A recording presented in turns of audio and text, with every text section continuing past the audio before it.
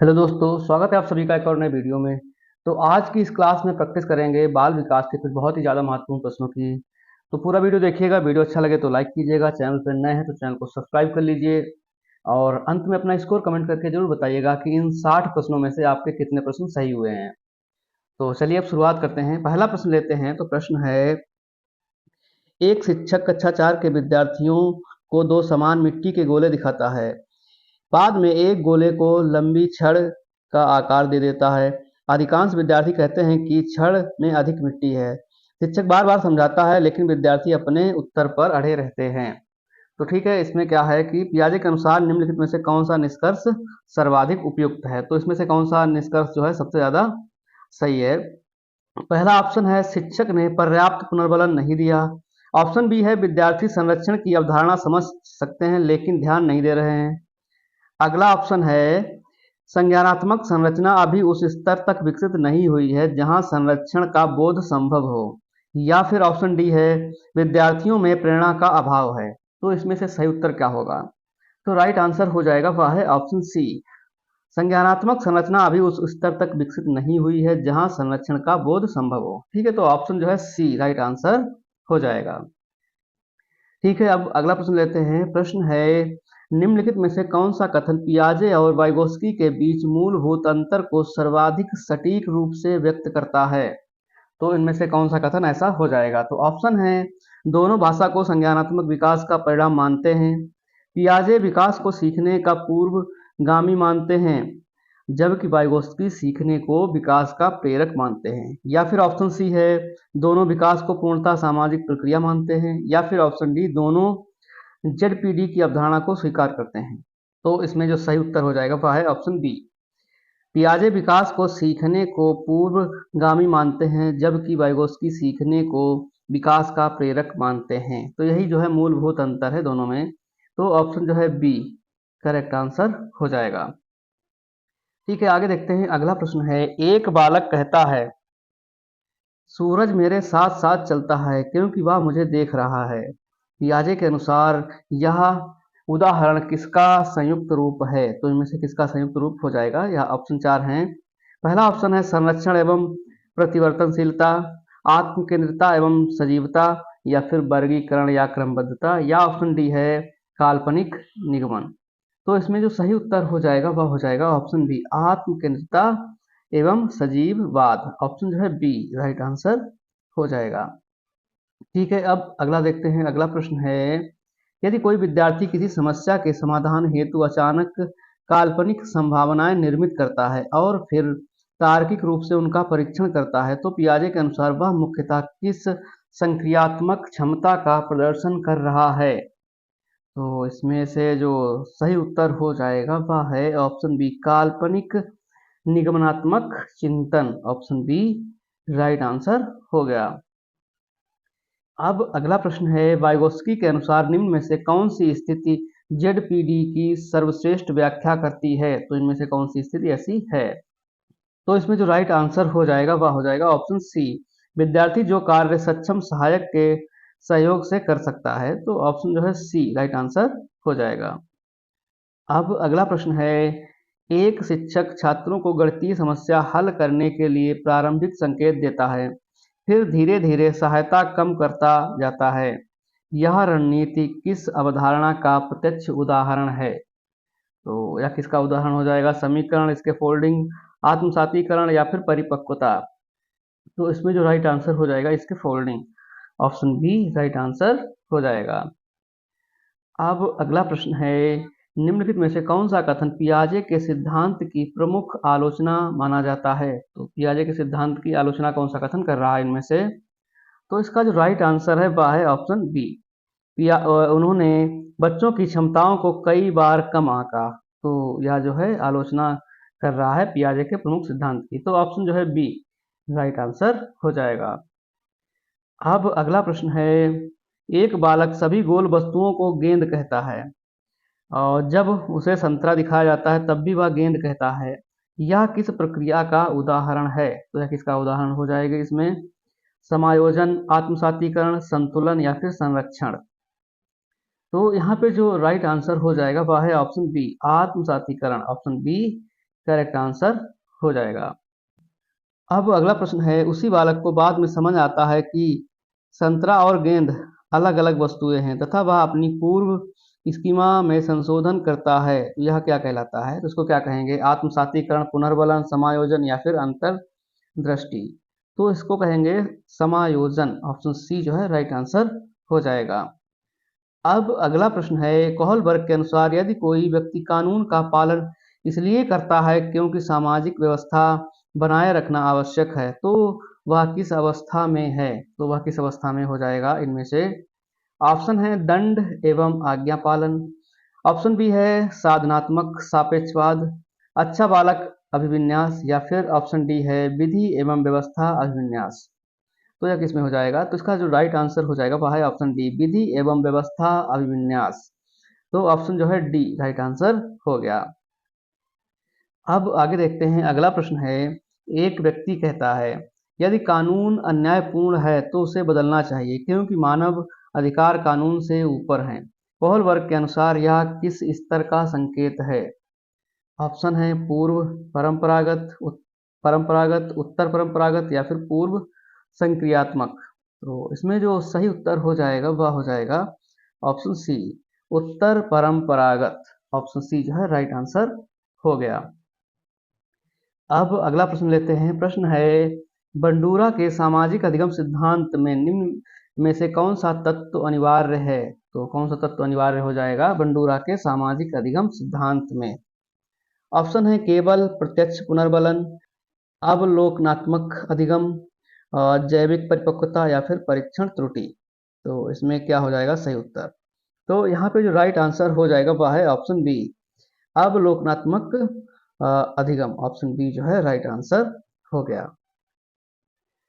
अब अगला प्रश्न है, एक बच्चा किसी मॉडल को पुरस्कृत होते देख वही व्यवहार अपनाता है जबकि उसे स्वयं कोई पुरस्कार नहीं मिला, यह क्या कहलाता है? तो इसको क्या कहेंगे? प्रत्यक्ष पुनर्बलन, नकारात्मक पुनर्बलन, प्रतिनिधिक पुनर्बलन, या फिर दंडात्मक पुनर्बलन।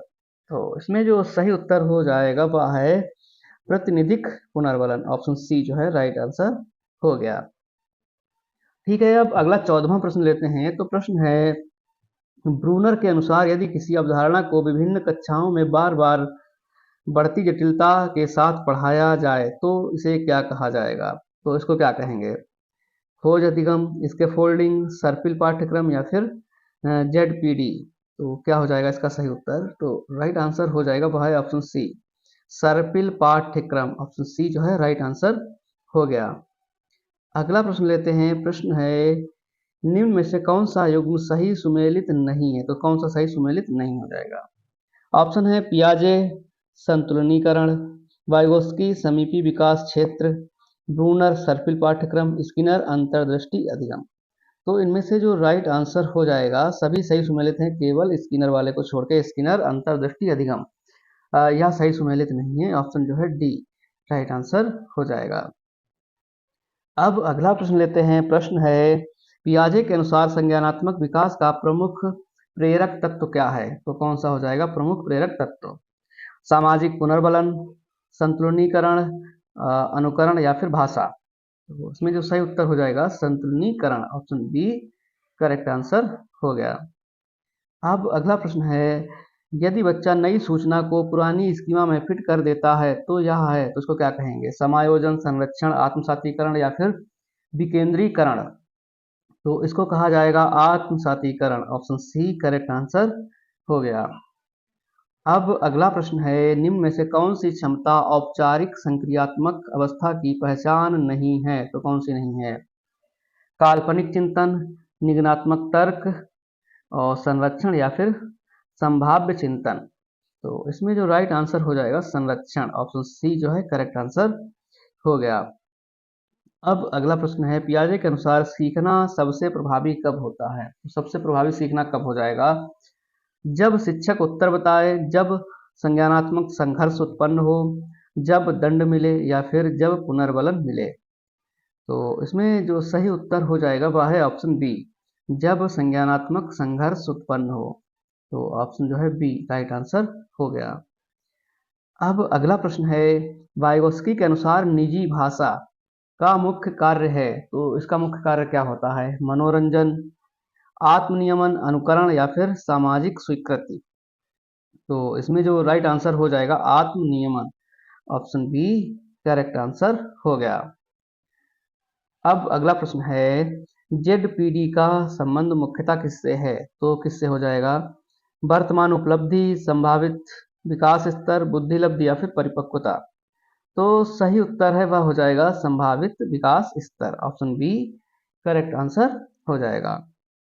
आगे देखते हैं, अगला प्रश्न है, कौन सा कथन वाइगोत्स्की के दृष्टिकोण के सबसे निकट है? तो इनमें से कौन सा कथन हो जाएगा? विकास सीखने से पहले होता है, सीखना विकास को दिशा देता है, विकास केवल जैविक है या फिर भाषा गौण है। तो इसमें से वाइगोत्स्की के दृष्टिकोण के सबसे निकट कौन सा हो जाएगा? तो सही उत्तर हो जाएगा वह है ऑप्शन बी, सीखना विकास को दिशा देता है। तो ऑप्शन जो है बी राइट आंसर हो गया। अगला प्रश्न है, ब्रूनर के अनुसार अधिगम का सर्वोत्तम रूप है। तो अधिगम का सबसे अच्छा रूप कौन सा हो जाएगा? व्याख्यान अधिगम, खोज अधिगम, अनुकरण या फिर परीक्षण त्रुटि। तो इसमें जो राइट आंसर हो जाएगा वह हो जाएगा ऑप्शन बी खोज अधिगम, ऑप्शन बी करेक्ट आंसर हो गया। अब अगला प्रश्न है, ब्रूनर के प्रतिनिधित्व के क्रम का सही अनुक्रम क्या है? तो ब्रूनर के प्रतिनिधित्व का क्रम का सही अनुक्रम क्या हो जाएगा इनमें से? तो इसका जो राइट आंसर है ऑप्शन सी, इनएक्टिव, आइकॉनिक या और फिर सिंबॉलिक। तो ऑप्शन जो है सी राइट आंसर हो जाएगा। अब अगला प्रश्न है, आशुबेल के अनुसार सबसे महत्वपूर्ण कारक जो अधिगम को प्रभावित करता है, तो कौन सा ऐसा कारक है जो अधिगम को सबसे ज्यादा प्रभावित करता है? पुनर्बलन, पूर्व ज्ञान, बुद्धि या फिर आयु।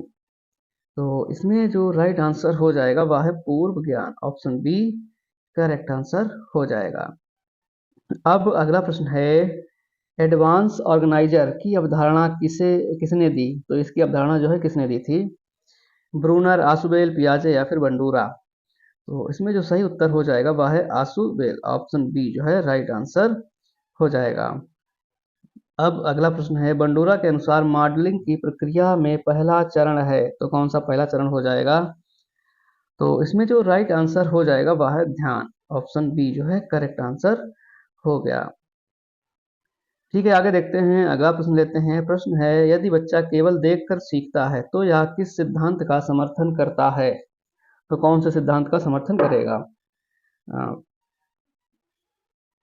किसके सिद्धांत का समर्थन करता है यह होना चाहिए? थॉर्नडाइक, स्किनर, बंडूरा या फिर पावलोव। तो इसमें जो राइट आंसर हो जाएगा वह है बंडूरा, ऑप्शन सी जो है करेक्ट आंसर हो जाएगा। अब आगे देखते हैं, अगला प्रश्न है, कोहलबर्ग के अनुसार सामाजिक अनुबंध किस स्तर से संबंधित है? तो इनमें से किस स्तर से संबंधित हो जाएगा? तो इसका सही उत्तर हो जाएगा उत्तर परंपरागत, ऑप्शन सी राइट आंसर हो गया। अब अगला प्रश्न है, कोहलबर्ग की आलोचना किस मनोवैज्ञानिक ने की? यह कहकर की थी कि उनका सिद्धांत पुरुष केंद्रित है। गार्डनर, कैरोल, गिलिगन, स्टनबर्ग या फिर आशुबेल। तो इसमें जो सही उत्तर हो जाएगा वह है option B Carol Gilligan, option B जो है राइट आंसर हो गया। आगे देखते हैं, अगला प्रश्न है, गार्डनर के अनुसार एक छात्र गणित में औसत है लेकिन संगीत में असाधारण है, यह दर्शाता है। तो यह क्या दर्शाता है? सामान्य बुद्धि, बहुबुद्धि, द्विकारक बुद्धि या फिर त्रिकारक बुद्धि। तो इस प्रश्न का जो राइट आंसर हो जाएगा वह है बहुबुद्धि सिद्धांत। तो ऑप्शन बी जो है राइट आंसर हो गया। अब अगला प्रश्न है, स्टर्नबर्ग के त्रिकारक सिद्धांत में कौन सा घटक शामिल नहीं है? तो इनमें कौन सा घटक शामिल नहीं होगा? ऑप्शन है विश्लेषणात्मक, सृजनात्मक, व्यवहारिक या फिर संगीतीय। तो इसमें जो राइट आंसर हो जाएगा वह है ऑप्शन डी संगीतीय, ऑप्शन डी करेक्ट आंसर हो गया। अब अगला प्रश्न है, स्किनर के अनुसार व्यवहार की आवृत्ति बढ़ती है। तो कैसे बढ़ती है आवृत्ति? दंड से, पुनर्बलन से, अनुकरण से या फिर अंतर्दृष्टि से। तो इसमें जो सही उत्तर हो जाएगा वह हो जाएगा ऑप्शन बी पुनर्बलन से, ऑप्शन बी करेक्ट आंसर हो गया। अब आगे देखते हैं, अगला प्रश्न है, नकारात्मक पुनर्बलन का अर्थ है। तो नकारात्मक पुनर्बलन का अर्थ क्या हो जाएगा? दंड देना, अप्रिय उद्दीपन हटाना, पुरस्कार समाप्त करना या फिर आलोचना करना। तो इस प्रश्न का सही उत्तर हो जाएगा वह है ऑप्शन बी, अप्रिय उद्दीपन हटाना। ऑप्शन बी करेक्ट आंसर हो गया। ठीक है, अब आगे देखते हैं। अगला प्रश्न है, थॉर्नडाइक के प्रभाव के नियम का मूल आशय है, तो क्या इसका हो जाएगा मूल आशय? तो इसमें जो सही उत्तर है वह हो जाएगा सफल प्रतिक्रियाएं सुदृढ़ होती हैं। तो ऑप्शन ए जो है सही उत्तर हो गया। अब अगला प्रश्न है, गेस्टाल्ट मनोवैज्ञानिकों के अनुसार सीखना मुख्यतः होता है, तो सीखना किसके द्वारा होता है? अंतर्दृष्टि द्वारा, पुनर्बलन द्वारा, दंड द्वारा या फिर अनुकरण द्वारा। तो इसमें जो सही उत्तर हो जाएगा वह है ऑप्शन ए, अंतर्दृष्टि द्वारा। ऑप्शन ए करेक्ट आंसर हो गया। अब अगला प्रश्न है, कोहलर के चिंपैंजी प्रयोग किस अवधारणा से जुड़े हैं? तो किस अवधारणा से जुड़े हो जाएंगे? शास्त्रीय अनुबंधन, अंतर्दृष्टि, क्रिया प्रसूत अनुबंधन या फिर मॉडलिंग। तो इनमें से क्या हो जाएगा सही उत्तर? तो राइट आंसर जो है वह हो जाएगा ऑप्शन बी, अंतर्दृष्टि। ऑप्शन बी करेक्ट आंसर हो गया। अब अगला प्रश्न है, यदि बच्चा समस्या के सभी संभावित समाधानों पर विचार करता है तो पियाजे के अनुसार वह किस अवस्था में है? तो वह किस अवस्था में हो जाएगा? संवेदीगामक, पूर्व संक्रियात्मक, मूर्त संक्रियात्मक या फिर औपचारिक संक्रियात्मक। तो इसमें जो राइट आंसर हो जाएगा वह है ऑप्शन डी, औपचारिक संक्रियात्मक। ऑप्शन डी जो है राइट आंसर हो जाएगा। अब अगला प्रश्न है, विकास की गति सभी बच्चों में समान नहीं होती है, यह किस सिद्धांत को दर्शाता है? निरंतरता, व्यक्तिगत भिन्नता, सामान्य से विशिष्ट या फिर परस्पर संबंध। तो इनमें से जो सही उत्तर है वह हो जाएगा ऑप्शन बी, व्यक्तिगत भिन्नता। ऑप्शन बी करेक्ट आंसर हो गया। अब अगला प्रश्न है, समावेशी शिक्षा का सबसे महत्वपूर्ण उद्देश्य है, तो सबसे महत्वपूर्ण उद्देश्य क्या हो जाएगा? पृथक्करण, सहभागिता, वर्गीकरण या फिर प्रतिस्पर्धा। तो इसमें जो राइट आंसर हो जाएगा वह है ऑप्शन बी, सहभागिता। ऑप्शन बी करेक्ट आंसर हो गया। अब अगला प्रश्न है, डिसलेक्सिया मुख्य रूप से प्रभावित करता है, तो डिसलेक्सिया किसे प्रभावित करता है? गणना, पठन, श्रवण या फिर दृष्टि। तो इसमें जो राइट आंसर हो जाएगा वह है पठन को प्रभावित करता है। डिसलेक्सिया एक विकार होता है जो कि पठन को प्रभावित करता है। अगला प्रश्न है, डिसकैलकुलिया संबंधित है, तो यह किससे संबंधित है? गणितीय कठिनाई से, लेखन कठिनाई, पठन कठिनाई या फिर ध्यान कठिनाई।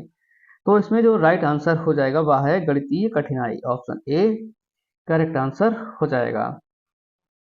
अब अगला प्रश्न है, यदि विद्यार्थी अनेक नवीन उत्तर उत्पन्न करता है तो यह संकेत है, तो यह क्या संकेत है? अभिसारी चिंतन, अपसारी चिंतन का, स्मृति का या फिर अनुकरण का।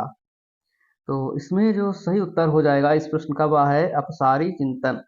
ऑप्शन बी करेक्ट आंसर हो गया। अब आगे देखते हैं। अगला प्रश्न है, गिलफोर्ड ने सृजनात्मकता को किससे जोड़ा? तो इसको किससे जोड़ा था इन्होंने? अपसारी चिंतन, सामान्य बुद्धि, पुनर्बलन या फिर अनुकरण।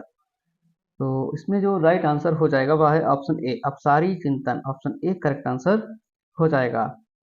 आगे देखते हैं। अगला प्रश्न है, मानवतावादी दृष्टिकोण के अनुसार अधिगम का अंतिम उद्देश्य है, तो अधिगम का अंतिम उद्देश्य क्या होता है?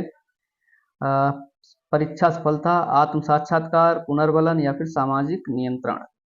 तो इसमें जो राइट आंसर हो जाएगा वह है ऑप्शन बी, आत्म साक्षात्कार। ऑप्शन बी करेक्ट आंसर हो गया। अब आगे देखते हैं। अगला प्रश्न है, निम्नलिखित कथनों पर विचार कीजिए, तो निम्नलिखित कथनों पर विचार करेंगे। तो कथन है, पियाजे के अनुसार विकास सीखने से पूर्व होता है। वाइगोस्की के अनुसार सीखना विकास को आगे बढ़ाता है। तो इनमें से कौन सा कथन सही है? ये कथन एक ये है और दूसरा कथन ये है। तो इसमें से कौन सा कथन सही हो जाएगा इन दोनों में से? तो इसका जो राइट आंसर है दोनों ही कथन सही हैं। ऑप्शन सी जो है राइट आंसर हो गया।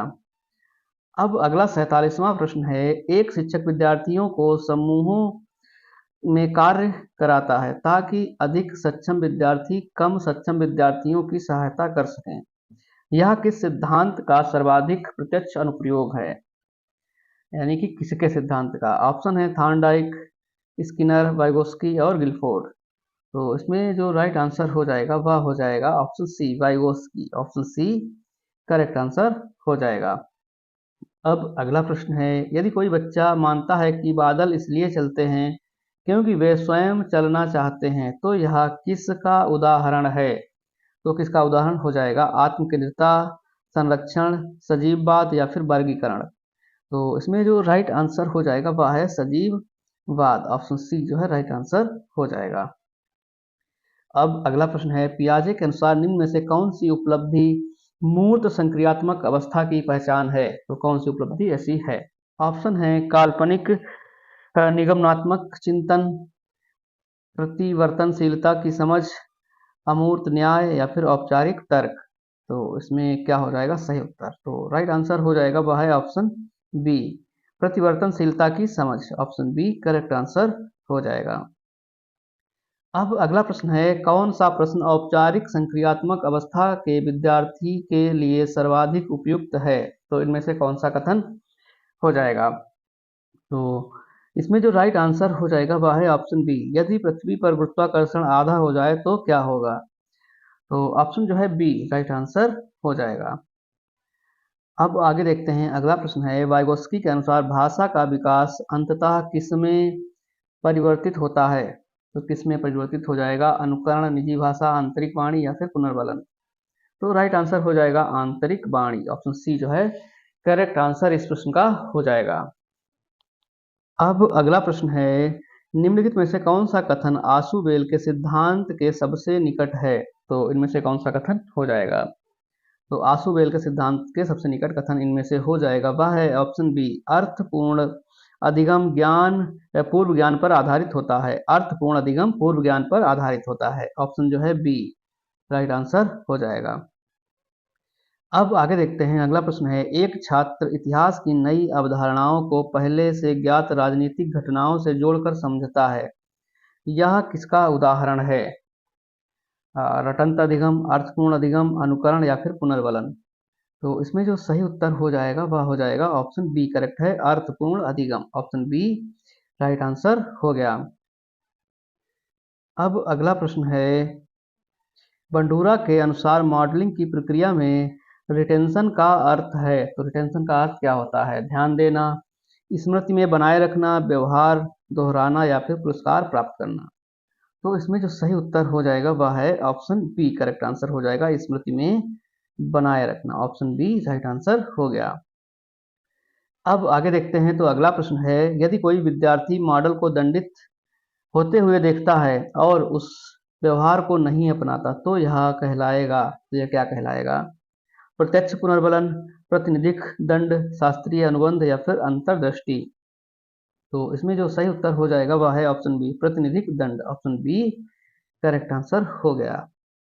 अब अगला प्रश्न है, कोहलबर्ग के अनुसार अच्छा लड़का अच्छी लड़की अभिविन्यास किस स्तर में आते हैं? तो यह किस स्तर में आएंगे? तो इसमें जो सही उत्तर हो जाएगा वह है परंपरागत। ऑप्शन बी करेक्ट आंसर हो गया। अब आगे देखते हैं, अगला प्रश्न है, एक व्यक्ति नियमों का पालन इसलिए करता है क्योंकि समाज को व्यवस्थित रखना आवश्यक है। कोहलबर्ग के अनुसार यह व्यवस्था है। तो यह व्यवस्था क्या है? इसमें सही उत्तर हो जाएगा विधि एवं व्यवस्था। ऑप्शन सी जो है राइट आंसर हो जाएगा।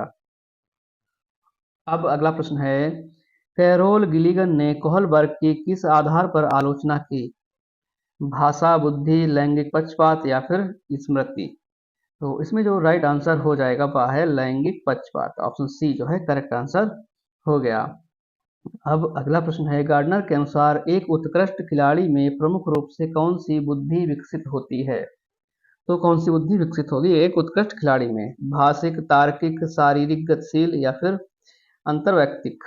तो इसमें जो सही उत्तर हो जाएगा वह हो जाएगा ऑप्शन सी, शारीरिक गतिशील। तो ऑप्शन सी जो है राइट आंसर हो गया। अब अंतिम प्रश्न है, निम्नलिखित में से कौन सी बुद्धि गार्डनर के मूल सिद्धांत में नहीं थी? तो कौन सी बुद्धि इनके मूल सिद्धांत में नहीं थी? संगीतीय, भाषिक, तार्किक या फिर सामान्य बुद्धि। तो राइट आंसर हो जाएगा वह है ऑप्शन डी, सामान्य बुद्धि। ऑप्शन डी करेक्ट आंसर हो गया। तो यहाँ कुल 60 प्रश्न थे। अब आप लोग कमेंट करके बताइए कि इन 60 प्रश्नों में से आपके कितने प्रश्न सही हुए हैं।